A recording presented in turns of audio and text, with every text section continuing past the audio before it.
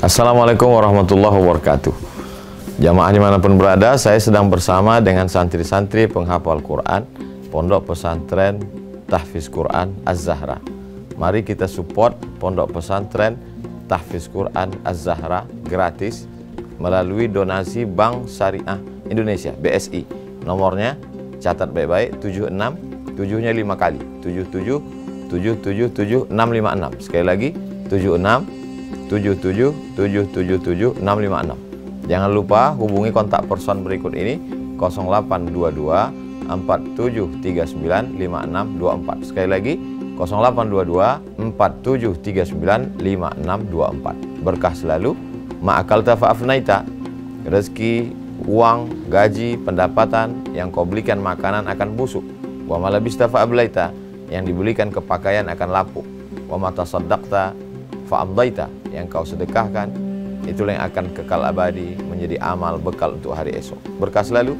Assalamualaikum warahmatullahi wabarakatuh. Az-Zahra nahnu juz'un la yatajazza. Allahu Akbar. Dengan ini majlis menjemput Yang Mulia Datuk Seri Ulama Sedia Negara Profesor Dr. Syekh Haji Abdul Somad, Yang Mulia Kapten Sabirin bin Haji Abdul Hamid, Ketua Pegawai Eksekutif Penerbangan Diraja Brunei, Yang Mulia Puan Dayang Nur Khadijah binti Haji Ismail dari An-Nafi, untuk sama-sama merasmikan pelancaran buku Kisah 35 Kisah Saat Maut Menjemput. Majlis dengan segala hormat mempersilakan.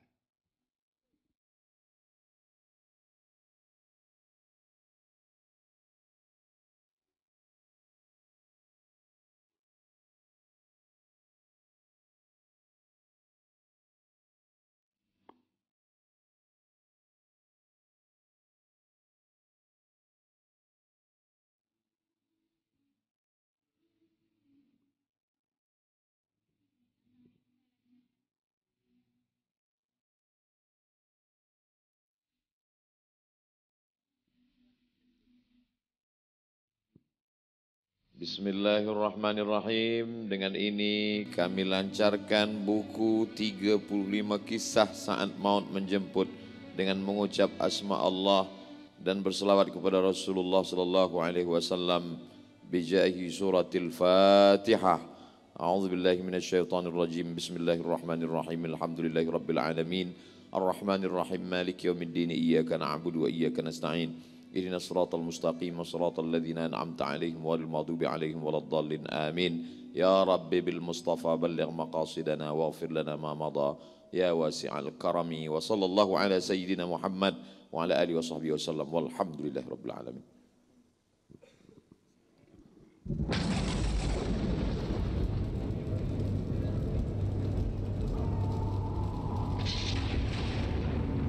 Alhamdulillah, dengan itu telancarlah sudah buku 35 Kisah Saat Maut Menjemput.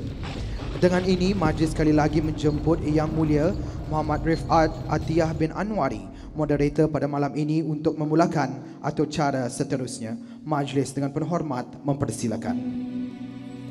Bismillahirrahmanirrahim. Terima kasih sahabat juruacara majlis. Alhamdulillah, kita telah melihat sama-sama yang dihadiri sendiri oleh penulis buku 35 Kisah Saat Maut Menjemput. Alhamdulillah, insya-Allah tanpa membuang masa, saya menjemput Tuan Guru Fadilatul Ustaz. Mari kita sama-sama naik ke pentas Ustaz untuk kita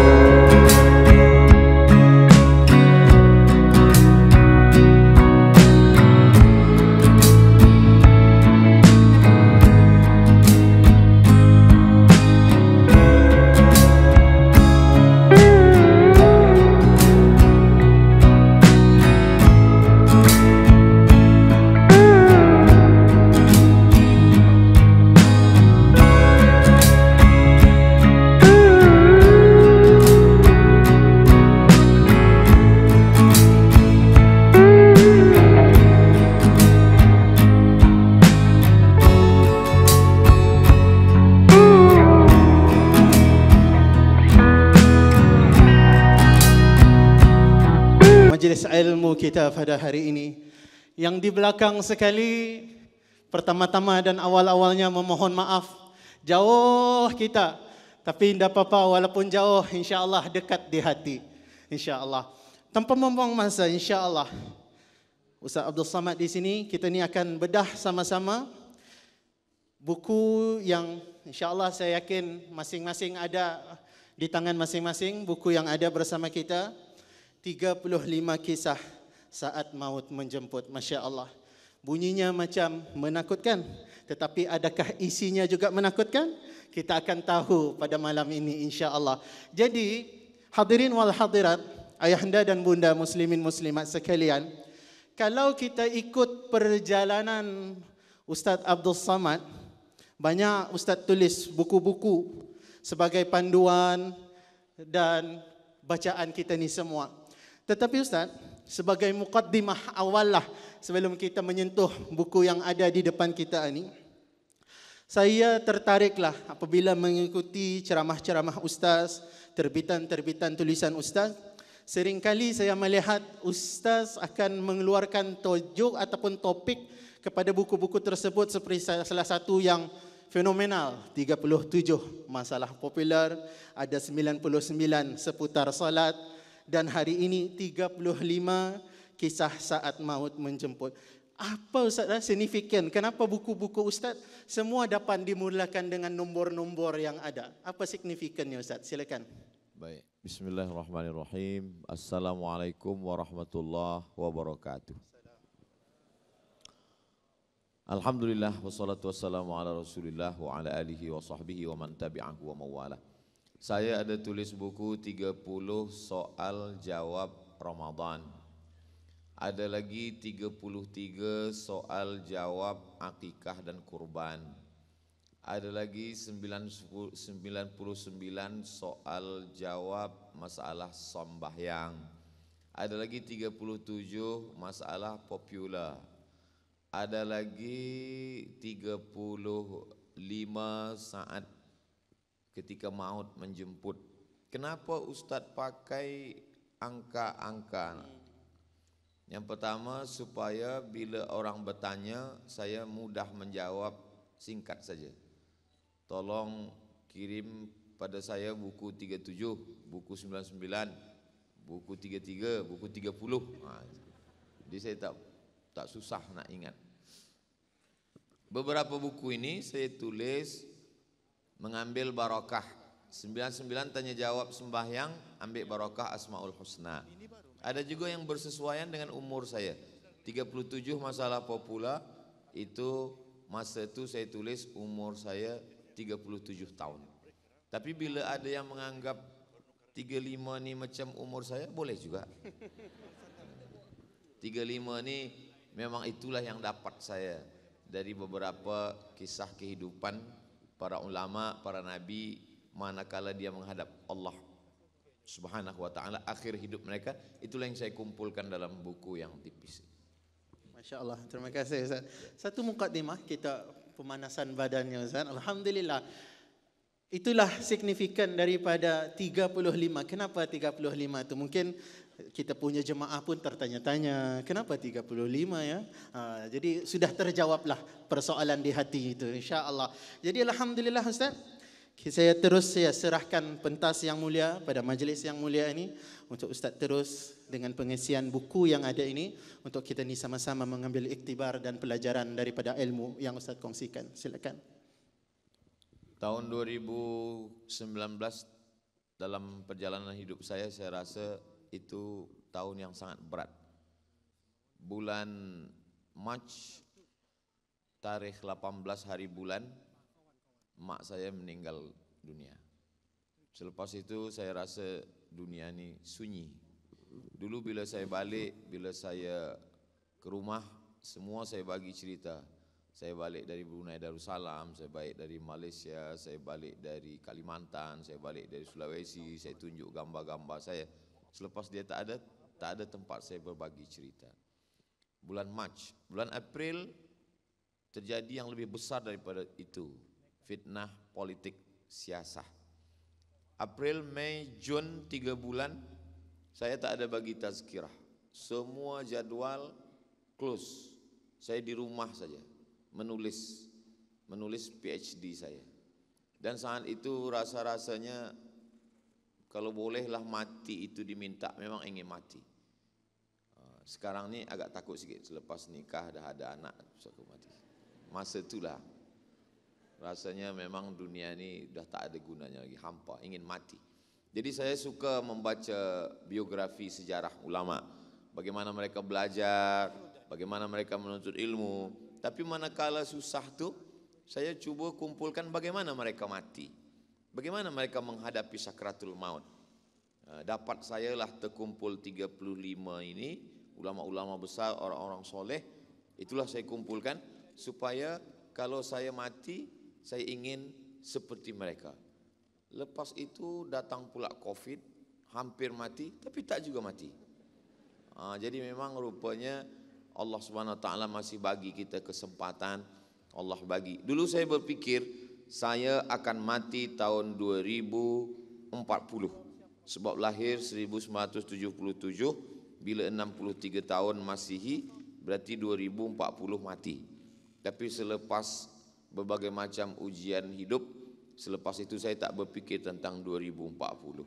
Bila nak tidur malam, saya selalu berfikir bahawa ini malam terakhir saya tidur. Jadi kalau esok pagi saya masih hidup, saya masih boleh beramal soleh. Tapi kalau saya mati malam ini, berarti kematian ini membuat saya berhenti dari segala dosa-dosa. Jadi memang kalau kita menjalani kesusahan dalam hidup, rasa-rasanya malaikat maut itu dekat sekali dengan kita. Dan itulah mengapa saya tuliskan buku ini. Jadi pada kesempatan ini saya akan bacakan, saya akan huraikan beberapa nabi, para ulama menghadap Allah Subhanahu Wa Taala. Lepas itu nanti saya kembalikan kepada host moderator kita akan soal jawab. Yang pertama Nabi Nuh alaihi salam. Nabi Nuh itu pesan dia sebelum meninggal. Biasanya kita kalau nak pergi, semua yang amat sangat penting kita kumpulkan manakala kita akan pergi. Saya akan pergi umrah ke Makkah Al-Mukarramah. Tolong jaga semua rumah, jangan sampai ada itu ini segala macam.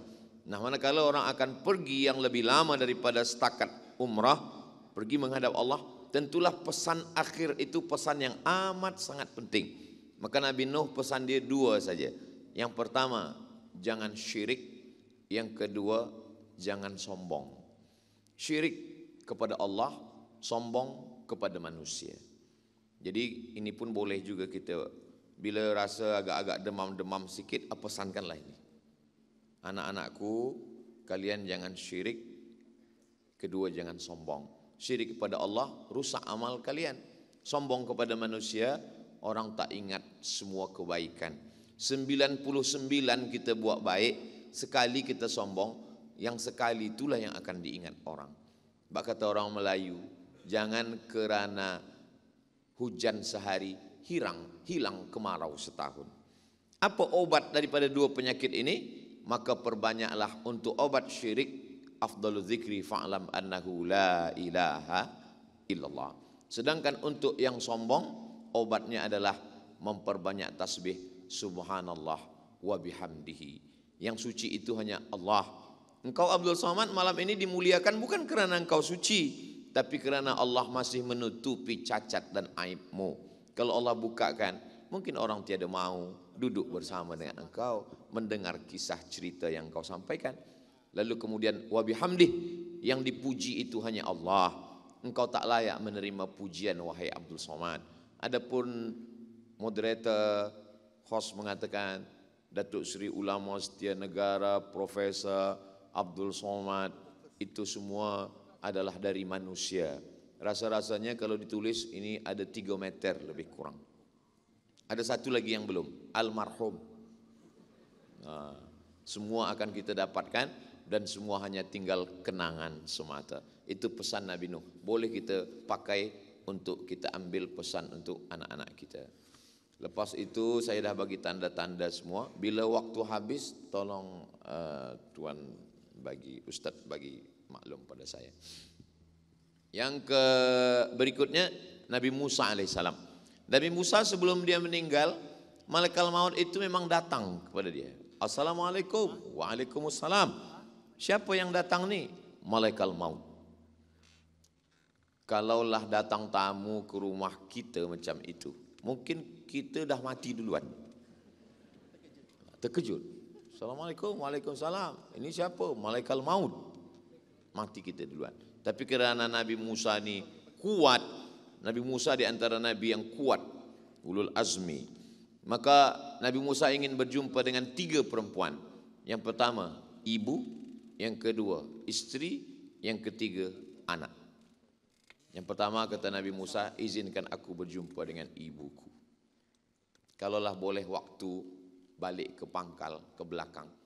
Kalaulah saya mengalami macam yang dialami Nabi Musa, maka saya ingin malaikat maut izinkan aku berjumpa dulu dengan ibuku. Aku peluk badan dia, aku cium tangan dia, aku cium kening dia. Selepas itu matilah. Tapi karena kita sangka umur dia masih panjang, jadi kita tak boleh buat. Jadi bagi yang emaknya masih ada, balik dari sini, cubalah buat yang macam dibuat Nabi Musa. Kalau esok pagi masih hidup, alhamdulillah. Kalau esok pagi mati, kita sudah sempat mencium tangan dia. Bila yang emaknya masih ada, itu memang tak begitu terasa. Tapi nanti kalau sudah tak ada, barulah, oh betul kata Ustaz Somad dulu. Dulu kenapa awak tak buat? Saya tak percaya. Memang dia sesudah dia tak ada, baru kita percaya. Yang kedua, kepada isteri. Kata isteri dia, aku ingin bersama engkau nanti di surga. Kata Nabi Musa, bila engkau ingin bersama aku, jangan engkau nikah dengan orang lain. Jadi tuan-tuan pun boleh juga pesankan macam itu. Cuma yang kita khawatir nanti dia tanya balik. Macam mana kalau aku yang mati dulu, kata dia. Ada setengah lelaki menjawab, kalau engkau sebelum engkau mati pun aku boleh lagi nikah lagi, kata dia. Ya, jadi nanti bila sampaikan pesan itu, jangan engkau nikah dengan orang lain kalau kau ingin bersama dengan aku di surga. Cukup. Bila dia tanya balik, boleh aku tanya balik? Tak boleh, sebab ini aku nak mati dah. Yang ketiga dengan anak perempuan. Aku ada pokok kapas, maka kamu kutiplah kapas-kapas itu, kapas dipintal menjadi benang-benang, ditenun menjadi kain, juallah kain itu. Jangan jual harga diri kamu. Kenapa perempuan? Kerana yang menyelamatkan Nabi Musa manakala akan disembelih Fir'aun adalah perempuan. Dan yang menyelamatkan dia di dalam sungai yang menarik juga adalah perempuan. Dan yang menunjukkan di mana tempat dia hanyut itu pun juga perempuan. Jadi sesungguhnya di balik lelaki yang hebat, yang luar biasa, ada perempuan-perempuan yang Masya Allah, tabarakallah. Termasuklah kami berdua ini berdua dilahirkan perempuan. Jadi sebelum mati kita jumpa perempuan. Alhamdulillah mak saya perempuan, isteri saya perempuan, dan anak saya dua-duanya laki-laki. InsyaAllah panjang umur, sehat badan, ada anak perempuan insyaAllah. Macam-macamnya jamaah tak bersetuju, dia tak ada cakap amin. Berikutnya adalah Nabi Muhammad sallallahu alaihi wasallam.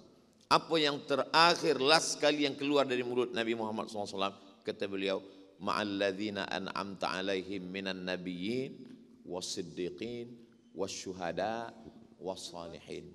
Aku ingin bersama mereka nanti di surga, bersama nabi-nabi, bersama siddiqin, orang yang benar, orang yang jujur, orang yang amanah, was-syuhada, orang yang mati syahid, dan orang-orang yang soleh. Itulah mengapa dalam setiap doa selalu saya ulang-ulang setiap doa, Allahumma jama'na ma'al habibil mustafa fi jannatikal ula ma'an nabiyyin was-siddiqin was-syuhada was-salihin. Itu doa saya ambil dari sini. Andai itu doa terakhir saya, maka saya ingin bersama dengan mereka. Sebab apa? Bersama kita di UBD, bersama kita di Bandar Seri Begawan, bersama kita di Brunei Darussalam, bersama pula kita nanti di surga Jannatul Firdaus insyaallah. Itu Nabi Muhammad SAW. Jadi sebenarnya apa yang kita bahaskan malam ini kita nak ambil. Semua yang baik-baik kita ambil. Apa nanti yang terucap saat kita mati menghadap Allah, kita serahkan saja pada Allah Subhanahu wa taala. Kita Rabbana 'alaika tawakkalna wa ilaika anabna wa ilaikal masir. Berikutnya Sayyidina Abu Bakar Siddiq radhiyallahu an. Apa kata Abu Bakar Siddiq? Bila aku mati nanti, maka aku ingin kamu kuburkan aku di dekat Rasulullah sallallahu alaihi wasallam. Bersama dengan dia di Jabal Thur, bersama dekat rumah, dia bagikan anak gadisnya Sayyidatuna Aisyah Ummul Mukminin, dan saat mati pun dia ingin dekat bersama. Saya pun ada pesan juga ke keluarga saya, bila aku mati nanti dan saat mati itu dalam jadwal program dakwah di sekitar Pulau Sumatera, maka kuburkanlah aku di dekat makam emak. Memang saya buatkan ada satu tempat kosong. Tapi kalau meninggalnya jauh, jangan, sebab tiket balik mahal. Jadi di mana kuburlah, masalah doa mana-mana pun sampai. Di beberapa tempat saya kumpulkan kawan tim saya. Kata saya, bila aku mati nanti di Sumatera, kuburkan di sini. Tapi kalau bila aku mati di Jakarta, kuburkan di dekat pemakaman keluarga sahabat saya. Saya tengok kawan saya diam. Lama dia diam. Saya tanya, awak kenapa diam? Rasa-rasanya kereta dari TV yang akan syuting susah masuk ke sana, kata dia. Sampai hati dia. Itu. Jadi kadang banyak. Selalu saya sampaikan ke kawan-kawan. Memang kalau kita tengok antara aku dengan engkau, antara kamu dengan saya, nampaknya yang lebih dulu ini nampaknya saya. Kata mereka, janganlah cakap macam itu Ustaz. Maksud saya lebih dulu mengiring jenazah tuan-tuan, kata saya. Kadang kawan-kawan ini, dia sangka kita cakap macam itu. Mati ini kita tak tahu. Kalau saya serahkan pada Allah SWT. Saya belakang, tuan-tuan duluan, boleh. Atau tuan-tuan dulu, saya belakang, boleh. Kita serahkan pada Allah SWT. Mati ini kita tak tahu. Umar bin Khattab. Bagaimana Umar bin Khattab manakala dia akan meninggal dunia? Kata Umar bin Khattab, bila nanti aku akan meninggal anakku, maka miringkan jenazahku, letakkan aku di pangkuanmu, pejamkan mataku, pegang daguku. Tangan kananmu letakkan di dagu, tangan kiri pegang ke kening. Jadi anak kita sampaikan, jangan takut cerita mati. Sebab banyak orang sekarang, Ustaz cakap mati, Ustaz cerita mati. Manakala kita mati semua terkejut. Pukul 1, pukul 2 malam, isteri menengok suami mata terbuka, dia pun takut. Yang katanya buah hati belayan jiwa, siang dan malam terbayang-bayang, makan tak kenyang, tidur tak lelap. Tapi bila kita mati, dia takut, dia pergi kepada Tuan Imam. Tuan Imam, tolong pejamkan mata dia. Jadi kalau kita dah bagi duluan, kita bagi tahu, insya-Allah dia tak terkejut. Nanti kau letakkan aku di pangkuanmu, pegang keningku, pegang daguku, tutupkan mata. Kenapa semua orang yang mati itu mata dia terbuka? Sebab ruh itu masuk ke dalam badan, nafakha, dihembuskan. Dan saat dia keluar pun berhembus juga.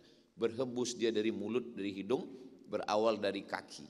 Dari kaki sejuk terasa sampai ke lutut, sampai ke pinggang, sampai ke dada, sampai ke hidung, berhembus keluar, mata menengok ruh itu keluar. Dan saat mata menengok keluar, yang paling ringan bukan melangkahkan kaki, bukan mengayun tangan, mengedipkan mata. Saat dia sudah keluar, menutupkan kelopak mata pun kita tak sanggup. Begitulah lemahnya manusia. Datang orang lain. Maka kalau ada orang yang sombong, jangan sombong. Sebab nanti menutupkan kelopak mata kita ini pun bukan kita, tapi orang lain. Muka surat 31. Utsman bin Affan. Utsman bin Affan, ada seorang lelaki namanya Roman bin Sarhan. Lalu kemudian dia masuk, apa kata dia? Ayyidinin anta ya na'sal. Hei orang tua. Kata Utsman bin Affan, aku bukan orang tua. Aku adalah Amirul Mukminin, Khalifatu Rasulillah, pengganti Rasulullah sebagai pemimpin umat Islam. Aku adalah Uthman ibnu Affan. Lalu kemudian dia menikam Uthman bin Affan dan meninggal dunia. Pada saat itu Uthman bin Affan sedang membaca Quran dan ayat yang dia baca adalah surah Al-Baqarah ayat 137. Fasayakfikahumullah, Allah mencukupkan engkau dengan mereka. Wahai Uthman bin Affan, fasayakfikahumullah. Saya ingin ambil pelajaran, mudah-mudahan kita mati menghadap Allah dalam keadaan sedang membaca Quran, dalam sedang sujud tahajud, dalam yang baik-baik. Betapa malunya anak kita bila ditanya, ayah engkau mati sedang apa? Sedang game online. Na'udzubillah. Uthman bin Affan, Masya Allah, tabarakallah, mati sebagai seorang syahid. Syahid itu 3. Yang pertama, tak merasakan sakratul maut. Sakratul maut dia rasakan kal qarsi, seperti cubitan lembut di atas kulit yang lembut. Yang kedua, dia tak merasakan seksa kubur. Kita tiap-tiap hari minta selamat dari azab kubur. Yang ketiga, dia tidak ada masuk neraka, terus saja masuk ke dalam syurga Allah. Itulah orang syahid. Makanya semua ingin ish kariman, hidup mulia, au mut syahidan, atau mati sebagai seorang yang syahid. Lalu kemudian berikutnya adalah Sayyidina Ali bin Abi Thalib. Apa kata Sayyidina Ali sebelum meninggal? Di antara semua yang meninggal ini yang paling panjang pesannya Sayyidina Ali.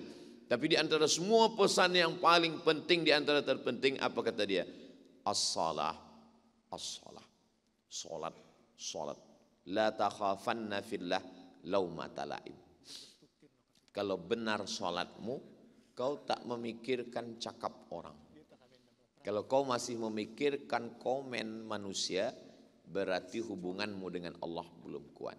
Maka semua kita balikkan kepada Allah. Inna salati wa nusuki wa mahyaya wa mamati lillah. Kita tak penting lagi cakap orang. Like, dislike, suka, tak suka, begini, kita tak pentingkan lagi. Oh, pahamlah kami sekarang mengapa Ustaz Abdul Somad ini tak terlampau penting pada komen-komen yang ada di Instagram, yang ada di YouTube dia. Rupanya dia dah sampai pada hakikat ini. Tak, saya belum sampai lagi. Lalu kenapa Ustaz tak ada balas komen-komen itu? Saya tak ada password. Halakam ru'un lam ya'rif qadrahu. Orang yang paling celaka adalah orang yang tiada tahu siapa diri dia. Saya orang yang paling tahu. Saya ni orangnya tidak penyabar. Saya masih lagi berpengaruh semua yang saya baca itu terhadap fikiran saya. Bila saya baca nanti saya emosi, saya marah, saya mengamuk, tak tentu arah. Maka saya bagi pada admin. Engkaulah yang baca ini semua. Saya intip-intip sikit aja. Ada saya baca, ada. Asal terasa kuat sikit, saya tutup balik. Saya banyak beristighfar, minta ampun kepada Allah. Tapi pesan Sayyidina Ali ini, Masya Allah, tabarakallah. As-salah, as-salah, la takhafanna fillah laumata laim. Kalau benar salatmu, maka kau tak akan pernah takut, cemas, laumata laim. Sesiapapun yang mengejek, mengolok, membuli, mencaci maki, sumpah serapah. Karena semuanya kau sudah serahkan pada Allah Subhanahu wa ta'ala. Berikutnya adalah Sayyidatuna Fatimah Zahra. Muka surat 45. Kata Sayyidatuna Fatimah, nanti bila aku mati, jangan tutup dengan kain biasa. Kenapa begitu? Sebab aku sudah melihat beberapa jenazah perempuan yang ditutup dengan kain, maaf beribu maaf, nampak lekuk tubuhnya. Cubalah tengok bagaimana Sayyidatuna Fatimah berpikir. Dia tak memikirkan dirinya masih hidup sahaja, walaupun rohnya sudah keluar dari jasad, dia tetap memikirkan, nanti kalau aku mati ditengok orang lain, jasadku terbujur, dan kain penutup itu nampak bentuk tubuhku, aku malu kepada Allah Subhanahu wa taala. Maka kata dia, cubalah bagi sesuatu yang pernah aku lihat masa di Habasyah. Jadi kata beliau di Habasyah itu disusunlah semacam pelepah atau supaya perempuan itu intinya jangan sampai nampak lekuk tubuh jenazah itu. Ditutup dengan apakah dia semacam kayu atau apa. Kalaupun pakai kain juga kain yang tebal atau kain yang menutup dari tepi ini ke tepi sana. Jangan sampai kain yang tipis supaya na'udzubillah. Jangan sampai lelaki apalagi tak ada mahram apalagi tetamu melihat dia. Begitulah Sayyidatuna Fatimah, Sayyidatu Nisa'i Ahlil Jannah. Semua pemuda-pemuda yang masuk surga itu pemimpinnya nanti adalah Innal Hasan wal Husain Sayyida Syababi Ahlil Jannah. Lalu kalau yang perempuan siapa pemimpinnya? Inna Fatimata Sayyidatu Nisa'i Ahlil Jannah. Maka dia menjadi pemimpin, penghuni perempuan-perempuan yang masuk surga. Semua puan-puan yang ada di sini ini nanti insya Allah akan bersua dengan Fatimatuz Zahra insya Allah. Kita teruskan bagaimana pula Sayyidatuna Aisyah radhiyallahu anha. Falam yara lailatan aktsara nasan minha. Belum pernah ada perempuan yang meninggal di kota Al-Madinah Al-Munawwarah seramai manusia manakala Sayyidatuna Aisyah meninggal. Jadi kalau nak menengok orang mulia, tengok bagaimana dia meninggal. Jadi kalau ada orang mengatakan Ustadz Abdul Somad masa dia bagi tazkirah di Belait malam tadi, ramainya manusia. Tengok macam mana dia mati nanti. Apakah manusia tetap ramai atau tidak. Di kampung tempat saya lahir kampung itu dibuka tahun 1900. Sekarang 2023. Jadi umur kampung tempat saya lahir itu 123 tahun. Dibuka oleh datuk emak saya namanya almarhum Tuan Syekh Abdurrahman. Dia belajar di kota Makkah Al-Mukarramah. Masa emak saya meninggal, kata orang kampung tu, semula kampung ini dibuka sampai hari ini, belum pernahlah manusia sampai 1 kilometer lebih yang menghantar jenazah seperti almarhumah, kata beliau. Di situ saya berdoa, mudah-mudahanlah ini hendaknya pertanda husnul khatimah. Jadi kalau nak menengok orang bukan masa hidupnya, tapi manakala dia meninggal. Syekh Muhammad Mutawalli Asy-Sya'rawi, Masya Allah, tabarakallah. Syekh Abdul Hamid Kishik, Masya Allah, tabarakallah. Ulama-ulama besar itu diberikan pada saat dia meninggal dunia. Maka sebagian ulama menganjurkan jangan menulis buku biografi orang yang masih hidup. Sebab kita tak tahu bagaimana kesudahannya. Kita semua minta supaya hidup kita baik, awalnya baik, tengahnya baik, dan akhirnya Allahumma khtim lana bihusnil khatimah insyaallah. Itu Sayyidatuna anak putri Bambil sudah. Mana Aisyah. Berikutnya bagaimana pula anak daripada Sayyidatuna Aisyah, namanya Sayyidina Hasan. Sayyidina Hasan ini meninggalnya kena racun. Selepas dia terminum racun itu, datanglah adik dia namanya Sayyidina Al-Husain. Lalu Sayyidina Al-Husain bertanya, wahai saudaraku Hasan, ya, man saqaka, siapa yang membagi engkau minum racun ini? Kata Sayyidina Al-Hasan, walima ya akhi, kenapa engkau tanya? Muka surat 52. Aku ingin membalaskannya, karena dalam Islam an-nafsu bin nafsi, nyawa balas nyawa. Nanti bila engkau mati, aku akan pancung kepala dia, hukum mati sesuai dengan ajaran Islam. Apa jawab Sayyidina Al-Hasan? Innama hadhihi dunya. Dunia ini apa sebenarnya hakikat dunia? Layalun faniyah, malam berganti malam dan dia akan sirna menghilang. Da'hu, biarkanlah orang yang membunuh aku itu melalui malam-malam itu. Hatta altaqi ana wa huwa indallah. Nanti aku akan bersua dengan dia di hadapan Allah di padang mahsyar.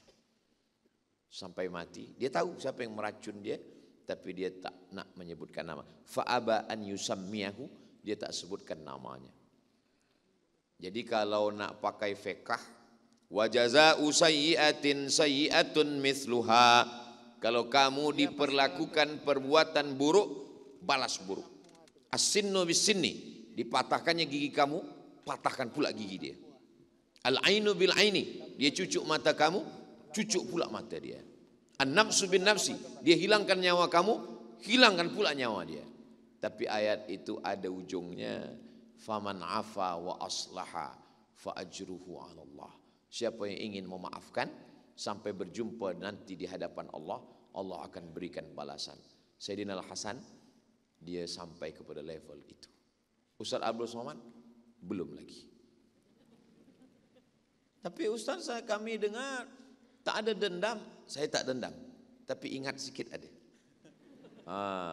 Belum lagi macam Sayyidina Al-Hasan. Jadi malam ini kita sebenarnya sama-sama belajar bagaimana kita boleh melihat bagaimana orang-orang yang baik ini menghadap Allah Subhanahu wa taala.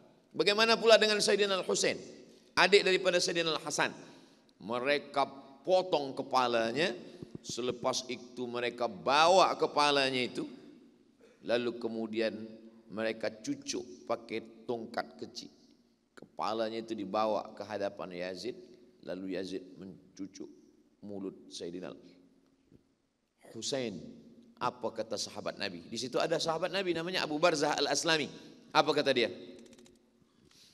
Kata dia, aku pernah melihat Rasulullah sallallahu alaihi wasallam mencium yang kau cucuk-cucuk pakai tongkat pendek itu, wahai Yazid.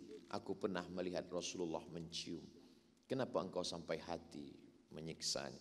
Saya cuma ingin menyampaikan, orang yang disayang Rasulullah sallallahu alaihi wasallam, yang dijanjikan sebagai penghuni surga, masuk surga, begitulah perlakuan mereka kepada dia. Apatah lagi kita, manusia yang bukan apa-apa, yang bukan siapa-siapa. Jadi saya dengan membaca ini, kalau saya sedang susah hati, saya ingin mendengar khutbah. Tak ada orang bagi nasihat ke saya. Maka saya pergi mendengar khutbah, nak mendengar khutbah Jumat. Sampai di situ kata pengerusi masjid, sebenarnya khatib kita hari ini adalah Ustaz Fulan, tapi kita nampak ada Ustaz Somad, kita mintalah dia khutbah di masjid kita. Tak jadi saya dapat nasihat. 30 malam Ramadan ada beberapa malam saya kosongkan. Saya pergi cari masjid yang kecil-kecil, saya tutup, saya duduk. Malam ini kita sembahyang tarawih, nanti kita akan dengarkan tazkirah. Rupa-rupanya malam ni ada pula nampak kita Ustaz Abdul Somad. Mari kita dengarkan tazkirah. Jadi yang banyak menasihati saya buku ni. Hai Abdul Somad, engkau disambut di Brunei Darussalam, engkau dialu-alukan, dimuliakan dengan saudara engkau, Masya Allah, tabarakallah. Tapi sesungguhnya cucu Rasulullah diperlakukan macam ini. Jadi kalau engkau dihina, engkau diperlekehkan, sesungguhnya engkau tiada apa-apa. Engkau bukan siapa-siapa, engkau bukan zuriat Rasulullah. Jadi dengan membaca itu terasa ringan ujian hidup. Padahal dia adalah, apa kata muka surat 57, lam tabkis sama'u ala ahadin ba'da Yahya alaihissalam illa ala al-Husain. Tak pernah langit menangis melihat orang soleh meninggal selepas Nabi Yahya, kecuali pada masa kematian Sayyidina Al-Husain alaihissalam. Kita teruskan bagaimana pula Salman Al-Farisi. Salman Al-Farisi ini bukan orang Arab, Farisi dari Persian. Dia menyembah api. Lama-lama dia berpikir, bagaimana mungkin api ini menghidupkan aku? Dia boleh padam, dia boleh mati. Maka dia mencari, sampai akhirnya dia dengar ada seorang nabi. Akhirnya dia pun bersyahadat di hadapan Rasulullah sallallahu alaihi wasallam. Asyhadu an la ilaha illallah wa asyhadu anna Muhammadar Rasulullah. manakala dia meninggal, apa yang dia tinggalkan? Yang ditinggalkan di rumah dia ikafan, tali pengikat keledai, wawataan, ada tikar, wa mataan, ada beberapa barang-barang, quwima nahwan min 20 dirhaman, tak lebih daripada 20 dirham. 1 dirham itu lebih kurang 3,5 gram perak, bukan emas. Jadi berapa ringgit Brunei itu Ustaz? Kiralah sendiri. Lebih kurang. Cuma sebegitulah yang dia tinggalkan. Padahal bila disebut nama dia Salman Al-Farisi radhiyallahu an, orang yang diridhai Allah Subhanahu wa taala. As-sabiquna al-awwaluna minal muhajirin wal ansar. Mereka yang dulu masuk Islam dari kalangan muhajirin dan ansar, tapi begitu dia di hadapan Allah. Dia betul-betul menengok, memandang dunia ini. Tapi sebelum saya teruskan, saya tak ingin selepas membaca buku ini esok semua tak ada satu pun yang masuk office. Oh memanglah esok tak, esok ada kerja. Esok semua ditanya, semua kamu kenapa tak? Kita semua akan mati menghadap Allah. Saya tak semua report ke Kementerian Agama, Ustaz Abdul Somad jangan bagi tauliah lagi. Sebab dia merosakkan kehidupan di Brunei Darussalam. Selepas dia balik semua nak mati segala. Maksud kita kaji ini supaya kita tak hanyut dengan dunia, tapi dunia ini tetap kita cari. Sebab apa? Sebab dunia ini adalah bekal kita untuk menghadap Allah Subhanahu wa taala. Tapi manakala kita mati menghadap Allah, kita tidak terlampau hanyut dengan dunia. Itu yang kita inginkan. Lalu kemudian kata Salman Al-Farisi berpesan kepada istrinya, esok pagi istriku cuba ambilkan minyak wangi, lepas itu campurkan dengan air, siram-siramkan ke tepi tilam, ke tepi tempat tidur aku. Ada apa wahai suamiku? Sebab esok akan ada datang sekelompok. Dia bukan manusia, dia bukan jin. Tapi aku suka manakala dia datang, aku ingin rumah ini wangi. Rupanya yang dia maksudkan adalah malaikat-malaikat yang akan datang. Oh jadi yang datang tu malaikat tak satu malaikat maut Ustaz? Tidak. Ramai malaikat datang. Karena malaikat ingin mempersaksikan. Ada malaikat yang membisikkan, Allah takhafu, jangan kau takut. Wala tahzanu, jangan kau sedih. Wa abshiru bil jannati allati kuntum tu'adun. Berbahagialah engkau dengan surga yang dijanjikan Allah. Malaikat maut hanya mencabut nyawa saja. Tapi malaikat-malaikat datang mempersaksikan. Seperti kita akan dijemput, yang akan datang menjemput itu ramai. Macam saya tadi, Ustaz, jangan masuk dulu, nanti akan ada yang akan membawa Ustaz ramai. Agak-agaknya begitulah nanti malaikat itu datang beramai-ramai. Menunjukkan di mana tempat-tempatnya. Begitulah mereka orang-orang soleh sahabat Nabi itu, dibagi Allah Subhanahu wa taala kelebihan. Dan kata Nabi, seandainya iman kamu seperti iman sahabat ini, la safahatkumul malaikah. Datang sahabat, ya Rasulullah, ya, mengapa kami bila duduk bersama engkau rasa iman kami ini penuh, tapi bila kami dah balik ke rumah, berjumpa dengan istri, menggendong anak, kenapa rasa iman kami ini turun? Kata Nabi, lau kuntum kama kuntum laf safahatkumul malaikah. Kalau iman kamu seperti ini, tiada turun di atas terus, malaikat turun bersalaman dengan kamu. Itu menunjukkan sahabat Nabi pun ada masa imannya full, ada kadang-kadang no signal. Tapi sahabat Nabi taklah sampai macam itu. Maka kadang kalau ada jamaah bertanya, Ustaz Somad, kenapa saya rasa bila tazkirah, bila duduk dengan Ustaz, rasa iman ni full. Tapi manakala kita dah balik ke rumah, kenapa rasa? Sahabat Nabi pun mengalami yang sama. Lau kuntum kama kuntum la safahatkumul malaikah. Itulah maka kita mesti banyak kajian, duduk dengan orang soleh, subuh berjamaah, ada kajian duha, duduk lagi zuhur. Itu semua adalah Masya Allah, tabarakallah. Ternyata bukan ajal saja yang cepat, waktu ajal ini pun dah nak berakhir juga. Bagaimana dengan Abu Dzar Al-Ghifari? Muka surat 62. Abu Dzar Al-Ghifari kata Nabi, dia nanti hidup sendiri, mati sendiri, dibangkitkan sendiri. Lalu kemudian dia berpesan, nanti kalau aku mati, mandikan aku, kafankan aku, mandikan saya, kafankan saya, bawa jenazah saya, letakkan tepi jalan. Istri, anak-anak saya, mandikan saya, kafankan saya, letakkan jenazah saya tepi jalan. Nanti akan ada orang yang lalu. Tak lama sesudah itu lalulah sekelompok orang. Rupanya yang di antara yang lalu itu ada sahabat Nabi namanya Abdullah bin Mas'ud. Kata Abdullah bin Mas'ud, ini siapa? Coba buka, tengok wajah dia. Abu Dzar Al-Ghifari. Inilah hadis yang pernah aku dengar dulu. Nabi mengatakan Abu Dzar ini nanti meninggal sendiri, dan apa yang dikatakan Nabi tepat terjadi pada hari ini. Lalu kemudian manakala dibawa, kata anak-anaknya, ada pesan Abu Dzar Al-Ghifari. Apa itu? Pesan Abu Dzar Al-Ghifari, dia bersumpah, kamu tidak akan naik kendaraan hingga kamu makan terlebih dahulu.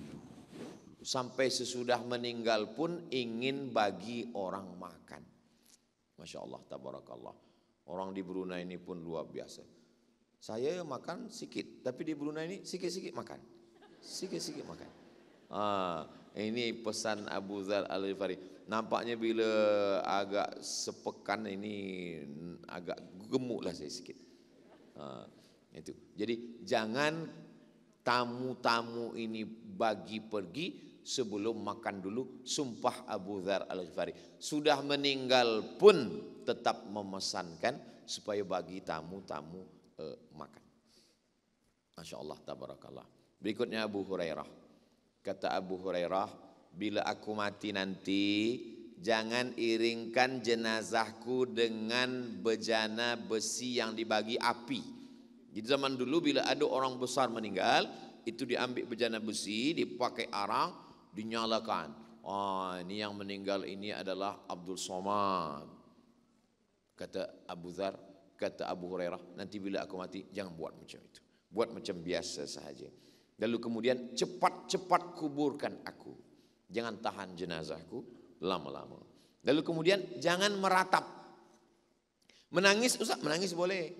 Sebab Nabi manakala ada perempuan menangis, kata Nabi, kata Umar, jangan kamu menangis. Kata Nabi, da'hunna, biarkan dia menangis. Yang tak boleh itu meratap. Meratap itu macam mana? Kenapa laki aku yang mati? Kenapa tak laki dia? Itu tak boleh. Itu meratap namanya. Laisa minna man darabal khudud wa syaqqal juyub. Siapa yang memukul-mukul pipi, menarik rambut, tak boleh. Makanya tahan lidah, tahan tangan, tahan hati. Adapun air mata, Nabi pun menangis manakala anak dia meninggal. Umur 18 bulan, namanya Ibrahim, dari Maria Al-Qibtiyah. Menangis Nabi. Kata sahabat, kenapa engkau menangis ya Rasulullah? Amat tarda, engkau tak rida dengan meninggal ini?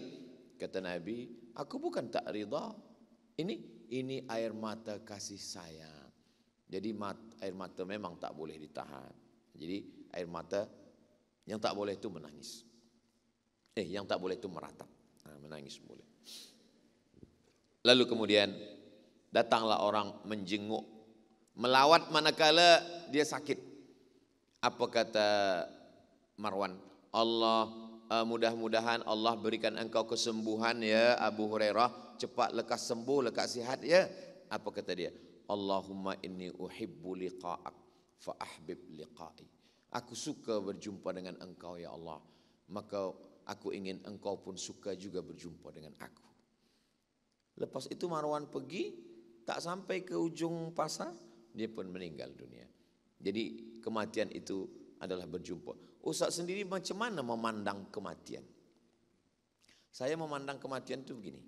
Bila saya di sini, saya bersama dengan Ustaz. Saya berkasih sayang dengan Ustaz kerana Allah. Bila saya turun ke bawah, saya akan bersama dengan tuan-tuan puan. Tuan-tuan pun juga sayang dengan saya. Bila saya di sini, saya bersama dengan Haziq, saya bersama dengan Sami, saya bersama dengan istri saya.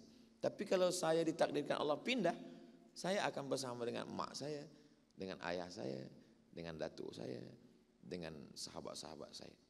Jadi saya memandang kematian rasa-rasanya macam itulah. Tapi tak pernah saya cakapkan itu ke istri saya.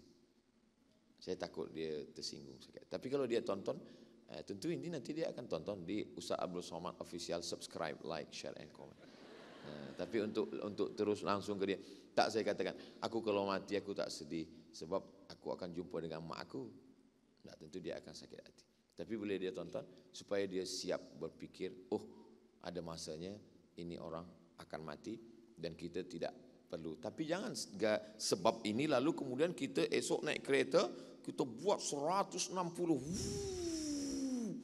Bila isteri bertanya, abang tak takut mati ke?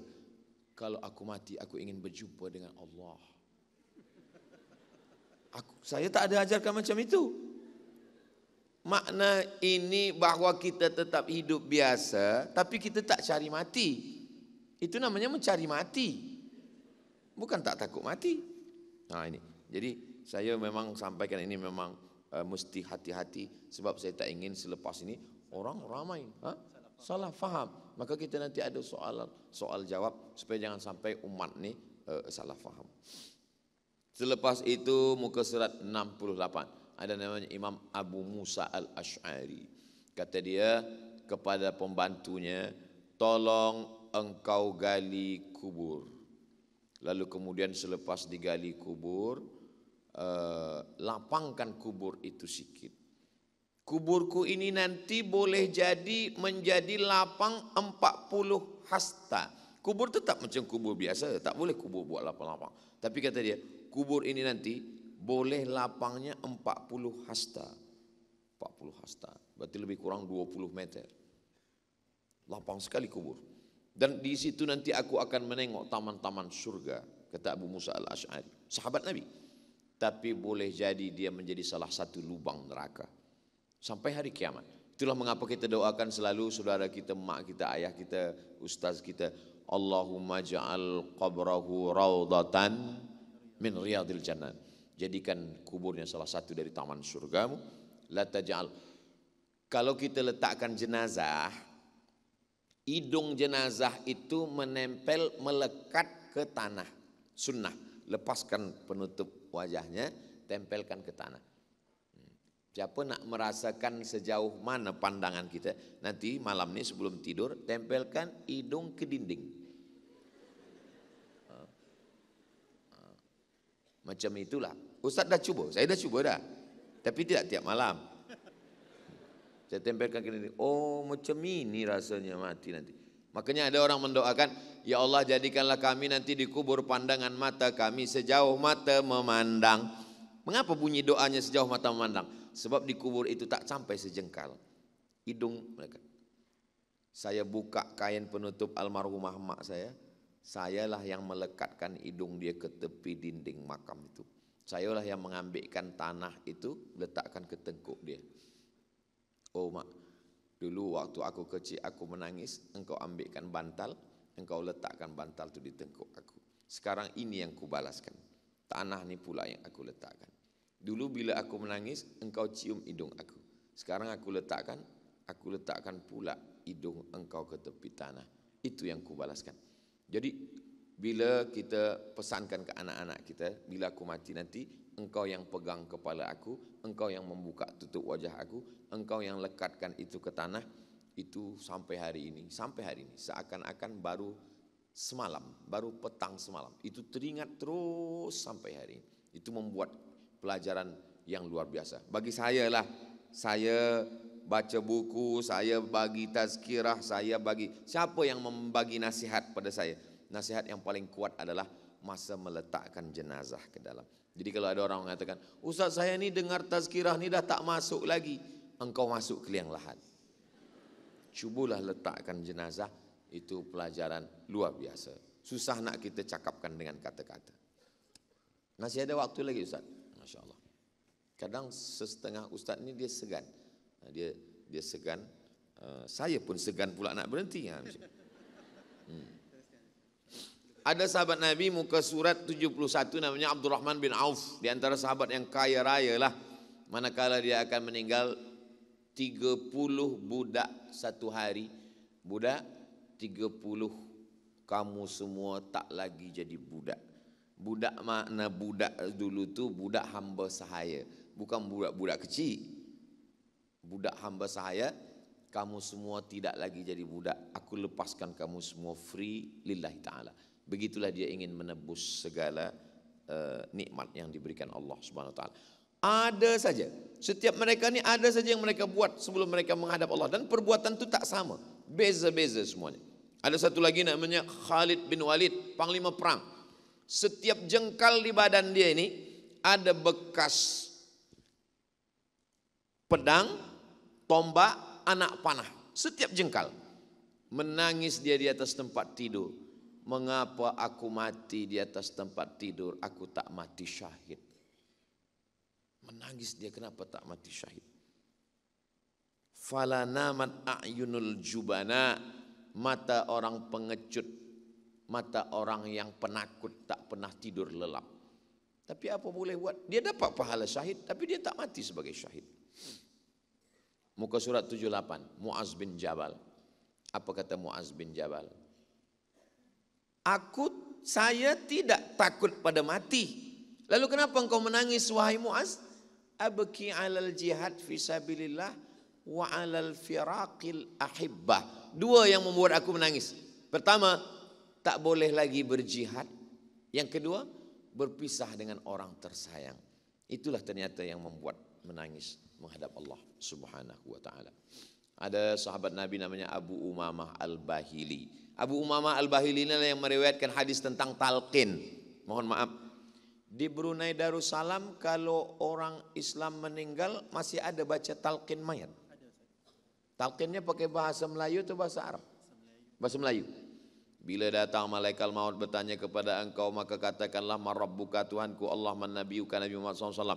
Itu hadisnya kata Imam Al-Hafiz Ibnu Hajar Al-Asqalani, diriwayatkan dari Imam Abu Umamah Al-Bahili sahabat Nabi, hadisun hasan.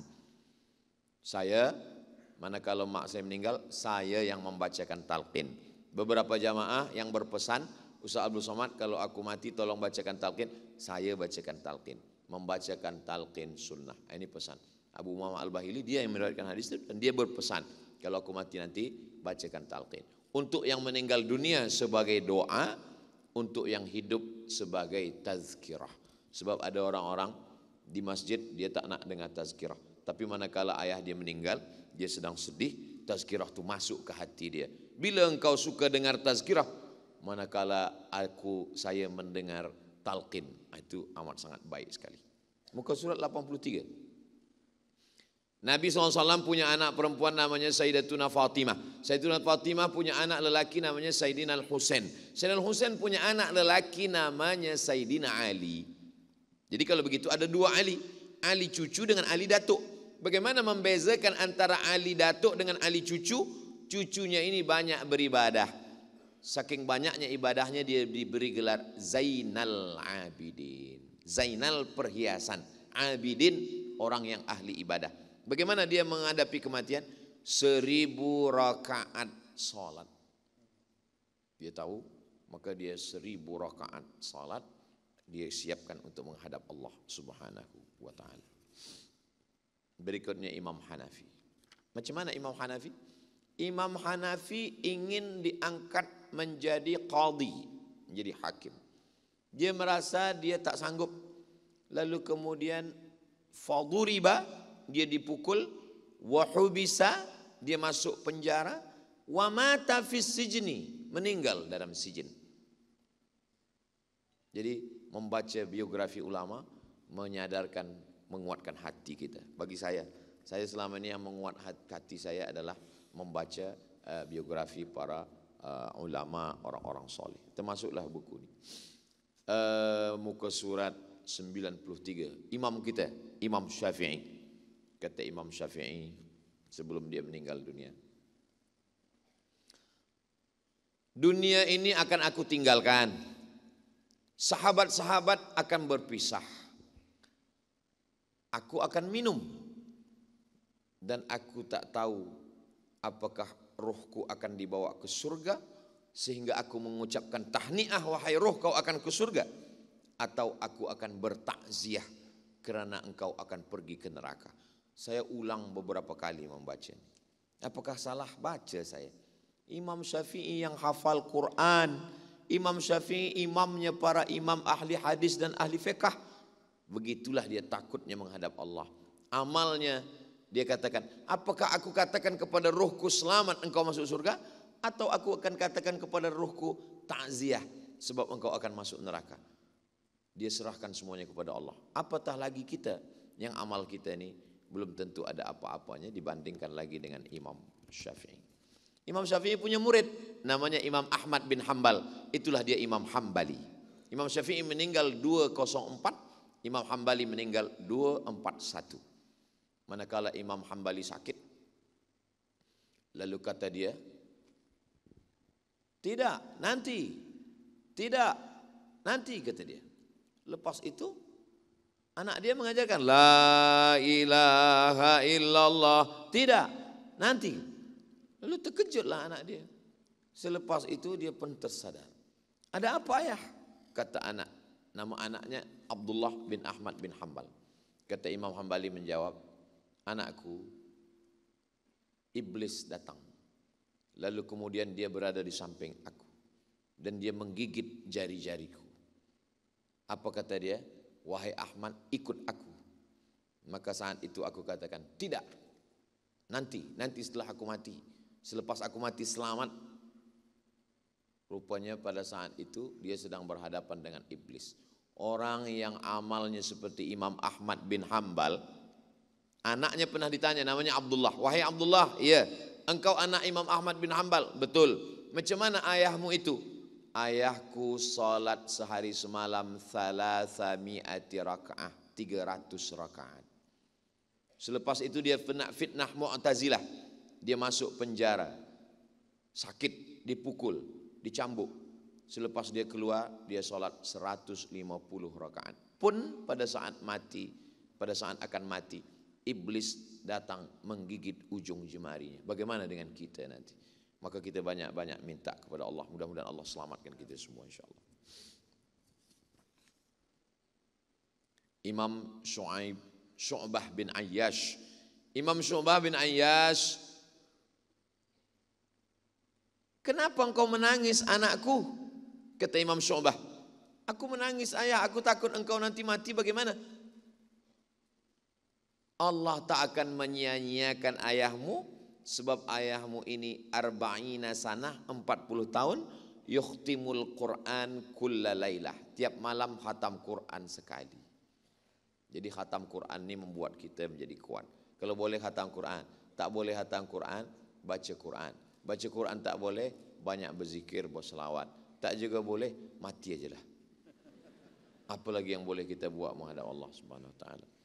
Baca surat Al-Kahfi malam Jumat, baca surat Yasin, man qara'a Yasin fi lailatin, siapa yang membaca surah Yasin pada suatu malam, asbaha maghfuran lah, maka pada subuhnya dia sudah diampunkan Allah Subhanahu wa taala.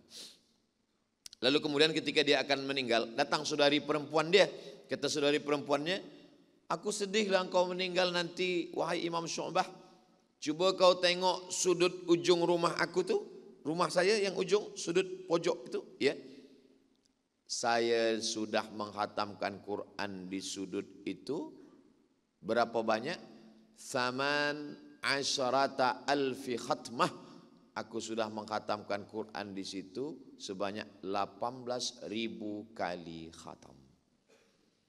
Mudah-mudahan kita tak dapat sebanyak ini 2, 3, 10 kali khatam. Apalagi sekarang dah bulan Rajab, bulan Sya'ban, bulan Ramadan, ada satu tempat khusus kita khatamkan.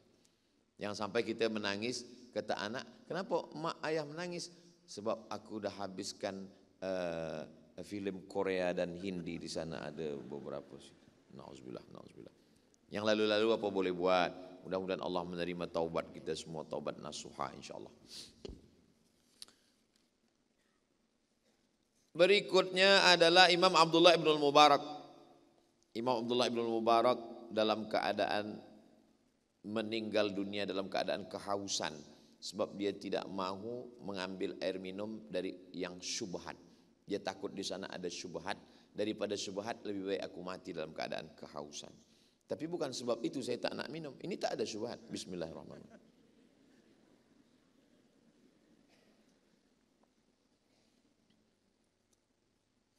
Lalu kemudian ada seorang ulama namanya Sirri As-Saqati.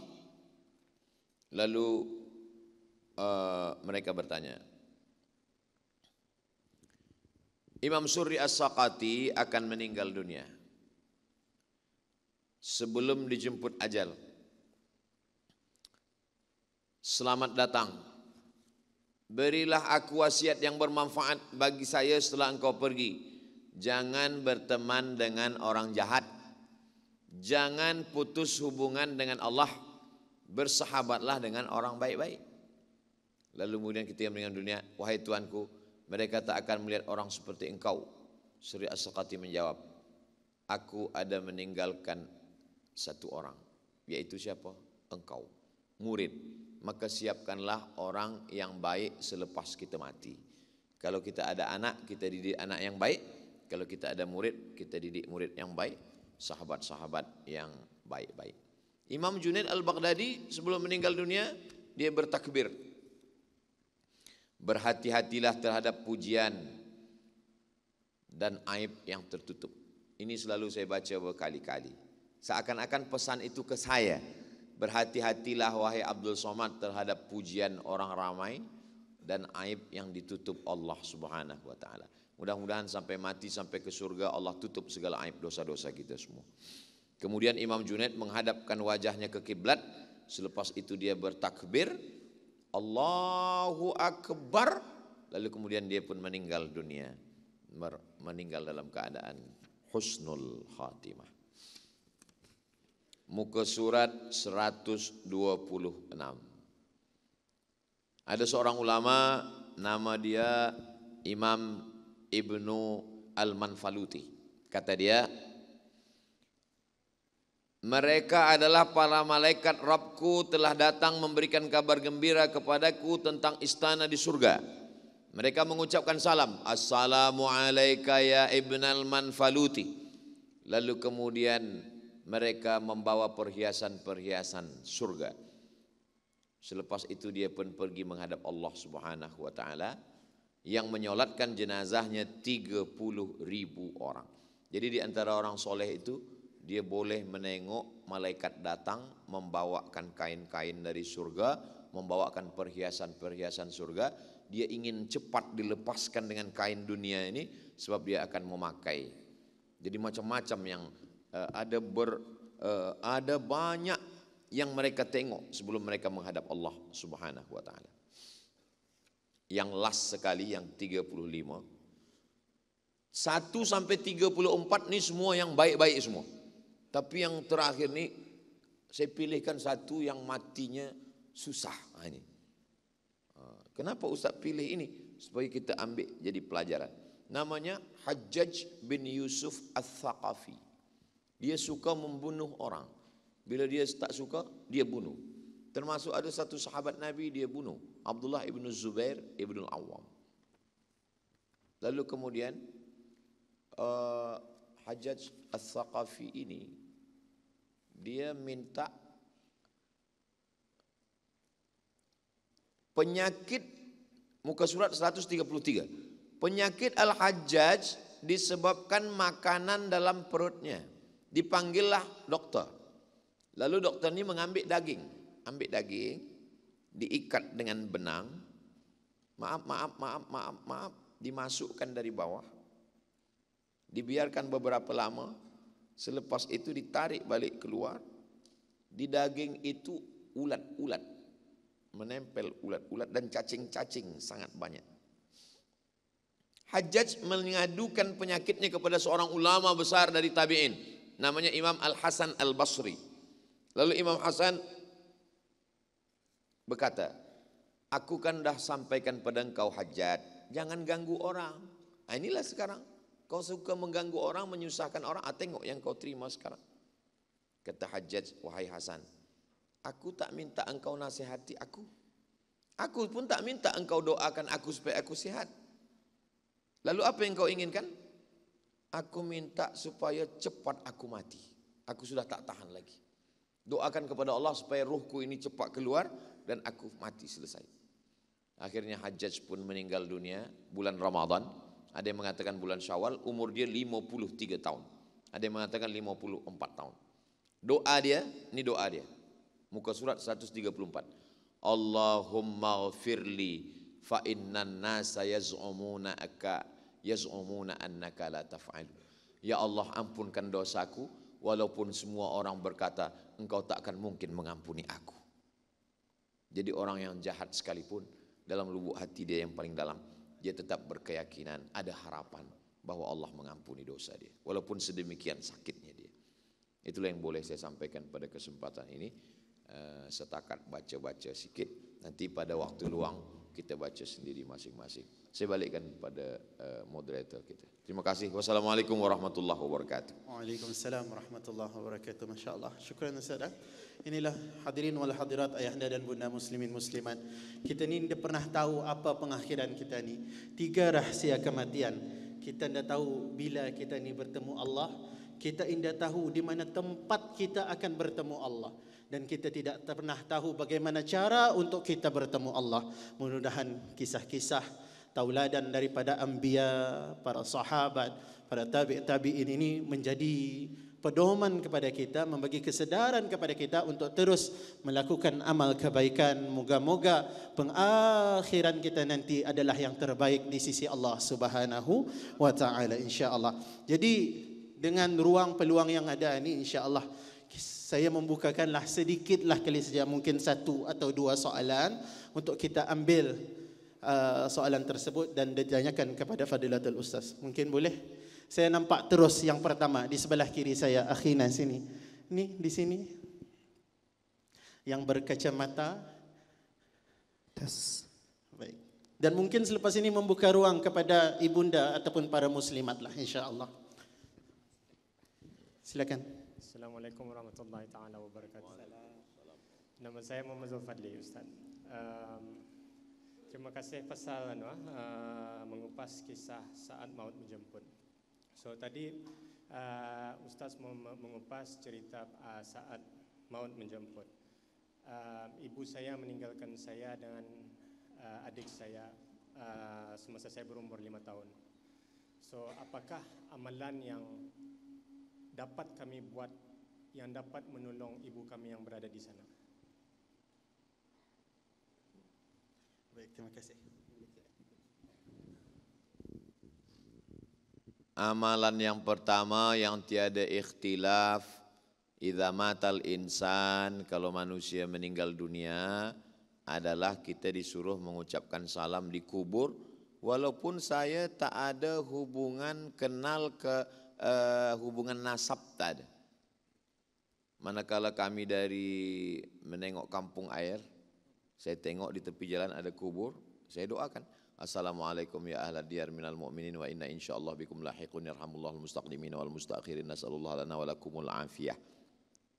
Apakah doa saya itu sampai? Sampai. Doa itu sampai. Karena kalau tak sampai, takkan hadis-hadis itu sahih, diriwayatkan dari Sayyidatuna Aisyah. Aisyah, kalau engkau lalu di pemakaman pekuburan Baqi, jangan diam saja, ucapkan, maka doa sampai.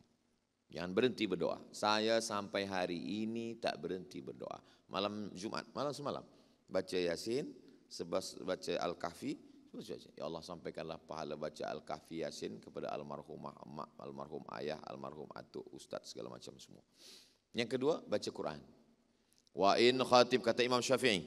Wa qala Syafi'i, Imam Syafi'i berkata dalam kitab Riyadhus Shalihin min kalami Sayyidil Mursalin, Imam Nawawi. Wa in khatimul Qur'ana, kalau dikhatamkan Quran 1 khatam, kullahu semuanya, kana hasanan, seelok-eloknya sekhatam. Kalau tak sanggup sekhatam, likulli syai'in qalbun, segala sesuatu punya hati, wa qalbul Quran Yasin. Tak sanggup juga Yasin, qul huwallahu 3 kali. Tak juga tak sanggup, last sekali, Al-Fatihah, itu last. Al-Fatihah pun tak juga sanggup, pergilah ke kampung air. terjun ke dalam. Apa guna kita hidup lagi? Yang ketiga,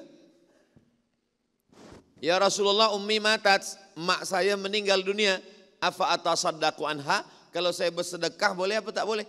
Kata Nabi, tasaddaq, bersedekahlah. Ayu sadaqatu afdal, apa sedekah yang paling elok? Kata Nabi, saqiyul ma, memberi air minum. Yang keempat, Allahumma taqabbal min fulan bin fulan, Allahumma taqabbal, Allahumma hadha an Muhammad wa ali Muhammad. Ini kupotong kurban untuk Muhammad SAW dan keluarga Muhammad. Itu menunjukkan kurban pun sampai. Yang kelima, labbaik Allahumma syubrumah, aku hajikan syubrumah. Kata Nabi, engkau menghajikan syubrumah? Iya. Engkau dah haji apa belum? Belum. Kata Nabi, hajikan dulu dirimu, baru hajikan syubrumah. Sahabat Nabi dulu macam itu. Dia hajikan saudaranya sampai dia lupa dirinya. Orang sekarang tak, dia haji dirinya sampai lupa saudaranya. Itu beza. Qurannya sama, hadisnya sama, tapi beza. Nabi SAW mengajarkan ini yang sampai-sampai semua perbuatan baik tahlil la ilaha illallah, hadiahkan pahalanya. Allahumma ausil thawaba ma halalnahu wa ma sabbahnahu wa ma kabbarnahu ilal marhumah. Saya mula wafat meninggal almarhumah sampai hari ini tak pernah berhenti kirim Al-Fatihah. Anak-anak saya ajar. Assalamualaikum warahmatullahi wabarakatuh. Assalamualaikum warahmatullahi. Selesai doa, kena saya ada program, saya pun tegak nak pergi. Kata anak saya belakang, Haziq, untuk nenek Al-Fatihah. Saya pula malu. Dia ingat aku lupa. Sebab kita bagi nasihat, bawa dia ziarah. Bawa anak kita, isteri, keluarga, anak kemanakan, saya bawa. Masa cuti sekolah, saya bawa ziarah. Nanti kalau aku mati, kalian bawa juga anak bini kalian sebagaimana aku membawa kalian. Ini semua kita ajarkan kepada anak cucu kita, itu sampai tiada berhenti. Lalu kemudian buatlah semua sekolah, tahfiz ke apa, belajar hafaz Al-Quran supaya mengalir semuanya sebagai amal jariah insyaAllah. Itu barakallahu. Mungkin satu lagi soalan insyaAllah daripada muslimat mungkin ada. Khair insyaAllah, bertudung hijau ini ibunda kita, silakan.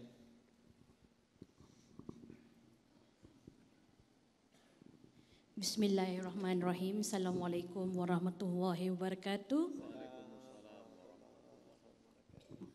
Saya ingin bertanya pada Ustaz, kalau sekiranya sebelum tidur ke apa tani mendengar ayat-ayat Quran and membaca Quran sebelum tidur, soalan saya, adakah fadilat dan pahalanya seperti membaca Al-Quran?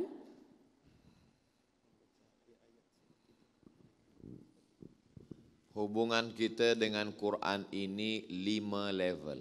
Level yang pertama, wa idza quri'al Qur'anu fastami'u lahu wa ansitu la'allakum turhamun. Bila Quran didengarkan, maka bila Quran dibacakan, dengarlah baik-baik, maka turun rahmat Allah. Saya setiap pagi, petang, siang, malam, speaker Quran itu non-stop. 24 hours. Waktu sedang tidur pun. Sebab budak-budak kecil ni, dia mesti mendengar Quran terus. Tak boleh dengar lain. Pintu masuk syaitan melalui yang lain-lain.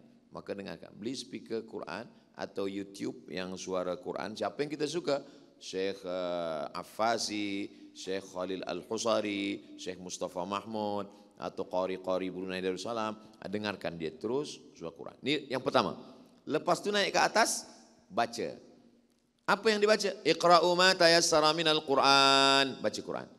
La aqulu alif lam mim harf alif lam mim. Tidak dikira satu huruf. Alif satu huruf, lam satu huruf, mim satu huruf, walikulli harfin asyru amsalihah. Setiap huruf dibalas 10. Jadi kalau baca Yasin 20. Oh, saya ni baca Quran tak lancar Ustaz. Makin tak lancar, makin banyak pahalanya. Sebab kalau dia lancar, pahalanya sikit. Alam nasrah laka sadrak sedikit. Tapi kalau tak lancar, alam nasrah laka sadrak. Banyak.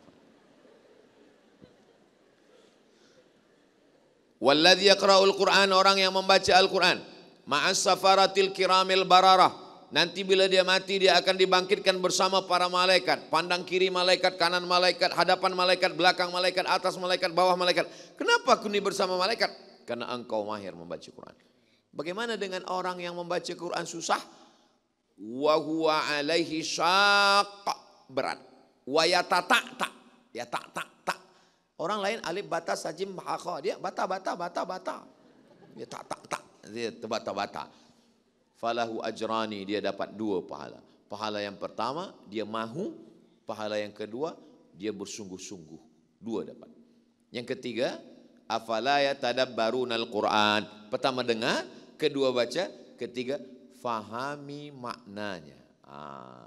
Saya dekat rumah, dari saya kecil, makcik-makcik ini dah baca Yasin, sekarang kita buat tahsin surah Yasin. Yang ajarkan Ustazah Fatimah. Dia ajar tahsin dan tadabbur surat Yasin. Puan, makcik, selama ini kita baca ramai-ramai. Cuba baca sekarang 5 ayat. Yasin wal Qur'anil Hakim, innaka laminal mursalin ala siratim mustaqim, tanzilal azizir rahim. Masya Allah. Coba 5 ayat lagi. Batuk. Tak apa-apa, batuk. Nah ini. Jadi yang pertama dengar, yang kedua baca, yang ketiga paham, yang keempat amalkan. Nabi SAW itu yamshi alal ard, Quran berjalan, diamalkan. Yang kelima, last sekali, khairukum, orang yang paling baik, the best di antara kita ini semua, man ta'allamal Quran, orang yang belajar Al-Quran, wa'allamahu, dan mengajarkan Al-Quran. Mak saya bukan ustazah, bukan profesor, bukan daripada Al-Azhar Kahirah, perempuan biasa. Tapi yang mengajarkan saya baca Quran dari alif. Dulu di kampung, saya tak tahu di Brunei macam mana belajar. Di kampung saya cara baca Quran, alif di atas, alif di bawah, i alif depan, u, a, i, u. Macam mana di Brunei? Kalau budak sekarang tak macam tu. Budak sekarang a, bata, tata, sa, ja. Ajar itu. Ajar Al-Fatihah. Anak kita ajar Al-Fatihah. Bismillahirrahmanirrahim. Alhamdulillahi rabbil alamin. Ar-Rahmanir-Rahim. Malik yaumiddin. Iyyaka na'budu wa iyyaka nasta'in. Ihdinas siratal mustaqim. Siratal ladzina an'amta 'alaihim ghairil maghdubi 'alaihim waladdallin. Nanti setiap dia membaca Al-Fatihah, dia akan ingat puan. Dia akan ingat Tuhan. Dia akan ajarkan istri dia akan ajarkan anak dia ajarkan cucu dia akan baca Fatihah subuh, zuhur, asar, maghrib, isya, duha, tahajud, qabliyah, ba'diyah, tarawih. Ini tentang 5 level tentang membaca Quran. Apa yang selalu kita dengar, apa yang selalu kita cakapkan, apa yang selalu kita fikirkan, itulah yang akan datang ketika kita nanti akan sakratul maut. Ada jamaah di Jakarta menjemput saya tabligh akbar di Padang, di Minangkabau, Sumatera Barat. Ustaz Somad, halal bihalal, Idul Fitri, kami semua balik ke kampung, Ustaz tazkirah. Saya, kenapalah Pak Cik ini, masa berjumpa saya tanya, kenapa Tuan ingin betul? Ceritanya begini Ustaz Somad, saya ni sakit, di rumah sakit. Kata doktor, dia bagi tahu istri saya, ini orang sakit ini bawa balik ke rumah. Kalau doktor hospital sudah katakan bawa balik ke rumah, itu maknanya malaikat maut dah di depan pintu. Dah tak ada harapan. Tapi manakala saya akan dibawa balik ke rumah, tiba-tiba saya terbangun, terjaga Ustaz. Saya tanya, apa yang membuat pakcik terjaga? Dalam keadaan hampir mati itu, datang Ustaz Abdul Somad. Saya datang, iya. Apa kata saya masa itu? Kata Ustaz Abdul Somad, buat tabligh akbar tazkirah di kampung.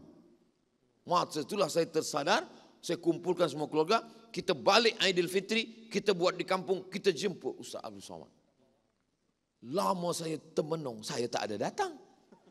Macam mana saya boleh datang dalam dia masa di hospital itu? Lalu saya tanya dia, Pakcik kalau pagi sebelum berangkat ke office, apa nampak cik dengar? Saya tonton Ustaz Abdul Somad. Oh, sebelum tidur malam? Sebelum tidur malam, kadang-kadang saya tonton Ustaz, kadang-kadang Ustaz tonton saya. Oh, bila nak berangkat dari rumah ke office, di kereta pun saya dengar suara. Baru saya faham, apa yang selalu kita dengar, apa yang selalu kita tonton, apa yang selalu kita fikirkan, itulah yang akan datang manakala kita akan sakratul maut. Jadi kalau kita salawat, kita berzikir, kita baca Quran, kita dengar tazkirah, itulah yang akan datang. Cuba kalau kita di hospital, tak pernah dengar baca Quran, tak pernah dengar MP3 Quran, tak pernah mengaji, tak pernah dengar tazkirah. Apa yang akan datang manakala kita di rumah sakit, di hospital itu? Yang akan datang.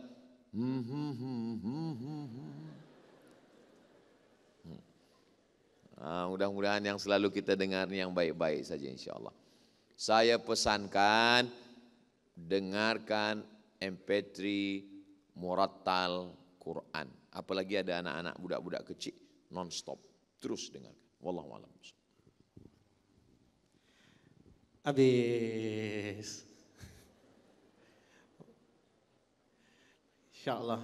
Mungkin walaupun waktu yang singkat Ustaz, tapi mudah-mudahan sedikit yang Ustaz kongsikan itu mampu kita amalkan untuk menjadi Islam Muslim kamil yang terbaik di sisi Allah Subhanahu wa taala, dan pengakhiran nanti apa yang kita harapkan, akhirnya kita bertemu dengan Allah seperti yang difirmankan, ya ayyatuhan nafsul mutmainnah irji'i ila rabbiki radiyatan mardiyah fadkhuli fi ibadi wadakhuli jannati. Allah redha kita masuk syurga Allah Subhanahu wa taala. Amin ya rabbal alamin. Sebagai akhir insya-Allah kita mengambil keberkatan seperti yang Ustaz katakan tadi, kita mungkin sama-sama ambil kesempatan. Ramai ini Ustaz, kita yakin ada di kalangan kita doa yang makbul. Insya-Allah kita doakan kepada khusus kepada almarhumah Mak Ustaz, kepada almarhum ayahanda dan ibunda kita yang telah dulu kembali bertemu kepada Allah, saudara-saudara kita, dan kita doa juga moga-moga kita, diri kita ni diri sendiri, keluarga kita kembali kepada Allah dengan keadaan yang terbaik. Silakan Ustaz pimpin doa untuk kami. Astaghfirullahalazim, astaghfirullahalazim, astaghfirullahalazim alladzi la ilaha illa huwal hayyul qayyum wa atubu ilaih. Ila hadratin nabiyil mustafa Muhammadin sallallahu alaihi wasallam wa alihi at-tayyibin at-tahirin wa ashabihi al-mayamin wan nabiyyin was-siddiqin wasyuhada was-salihin wal malaikatil muqarrabin wal ulama'il amilin wal awliya'is salihin wa ala hadhihi an-niyyah wa kulli niyatin salihah. Al-Fatihah. A'udzu billahi minasy syaithanir rajim. Bismillahirrahmanirrahim. Alhamdulillahi rabbil alamin. Arrahmanir rahim. Maliki yaumiddin. Iyyaka na'budu wa iyyaka nasta'in. Ihdinas siratal mustaqim. Siratal ladzina an'amta 'alaihim ghairil maghdubi 'alaihim waladdallin. Amin. Allahumma salli ala sayidina Muhammad wa ala ali sayidina Muhammad. Assalamu alayka ya Rasulullah. Assalamu alayka ya Habiballah. Assalamu alayka ya Nabi Allah. Assalamu alayka ya khaira khalqillah. Allahumma inna natawassalu ilaika bihaqqi nabiyyika Muhammad sallallahu alaihi wasallam wa bijahi nabiyyika Muhammad sallallahu alaihi wasallam an tuyassir lana umurana wa taqdi hajatina wa tuballigh maqasidana. Kami memohon kepada Engkau dengan kemuliaan surah Al-Fatihah, dengan kemuliaan Nabi Muhammad sallallahu alaihi wasallam, balligh maqasidana, sampaikanlah segala maksud niat baik kami ya Allah. Sahil umurana, mudahkanlah segala urusan kami, umurad dunya wal akhirah, urusan dunia dan urusan akhirat. Ya muqallibal qulub, Engkau yang membolak-balikkan hati, tsabbit qulubana, kokohkan hati kami, ala dinik dalam agamamu, wa ala ta'atik dalam ketaatan kepadamu. Ya dzal jalali wal ikram akrimna, engkau yang memiliki kemuliaan, muliakan kami dengan iman dan Islam. La tada' lana dzamban illa ghafartah, pulang kami dari majlis ilmu ini dalam keadaan bersih dari segala dosa-dosa.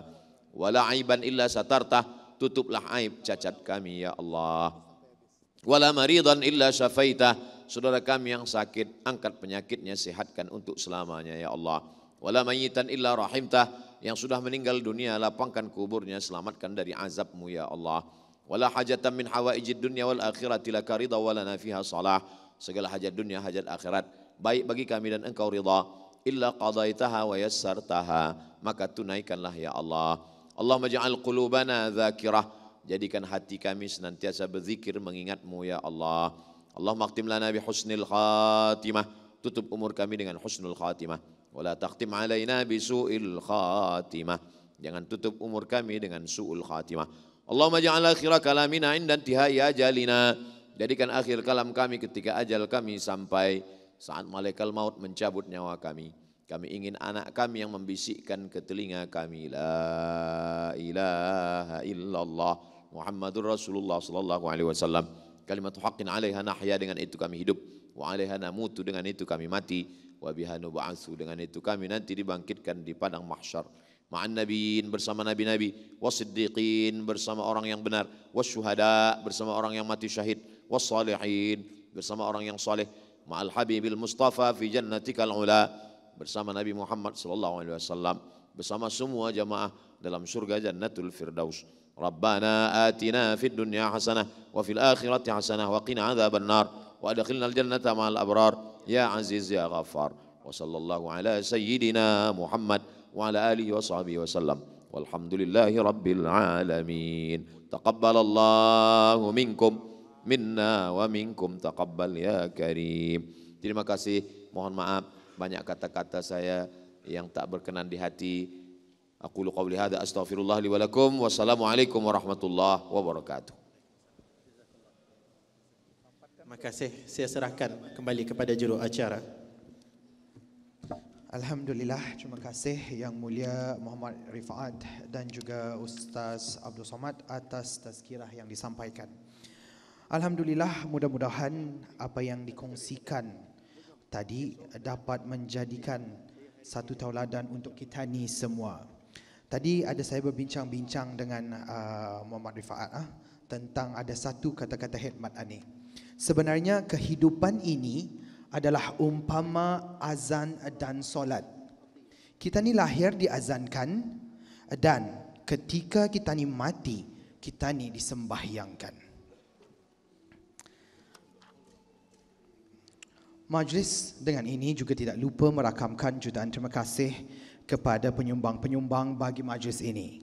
Tabung Amanah Islam Brunei, Laksmana College of Business, Royal Brunei Culinary, Baiduri Bank, Beverage by Wafi, Haitun Group of Companies, Alaya Voyage, Sri Kandi, Amara Boutique, Samima, Nurhayana Enterprise and Broadcasting Media Production, Wakmisai Fotografi, serta hamba-hamba Allah yang turut sama menyumbang sedikit sebanyak untuk menjayakan majlis ini.